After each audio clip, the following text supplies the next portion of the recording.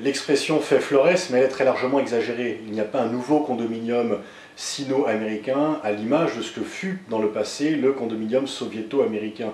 La Chine n'est pas à la tête d'une alliance mondiale, et même réunis, quel que soit leur poids, Chinois et Américains ne sont pas suffisamment puissants pour dicter l'agenda ou imposer des solutions. Donc il y a une réunion bilatérale entre deux pays importants. Cela ne veut en rien dire qu'il y a un G2.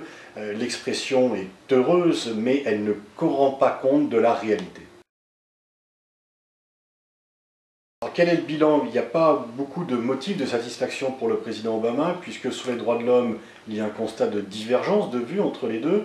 Sur la question du cours de la monnaie chinoise par rapport au dollar, rien n'a été fait.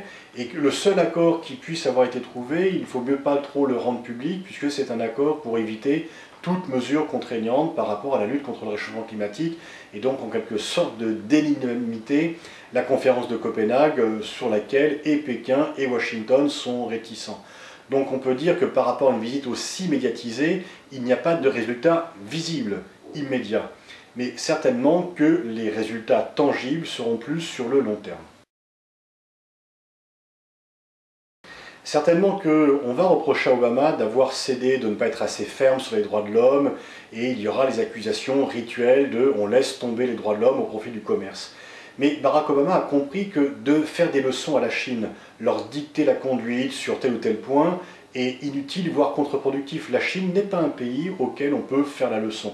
La Chine n'a pas accepté ce type de comportement depuis qu'elle a repris les relations avec les États-Unis, et si elle ne les a pas acceptés avec Nixon et Kissinger à l'époque où elle pesait nettement moins sur la scène internationale, ce n'est pas pour l'accepter maintenant.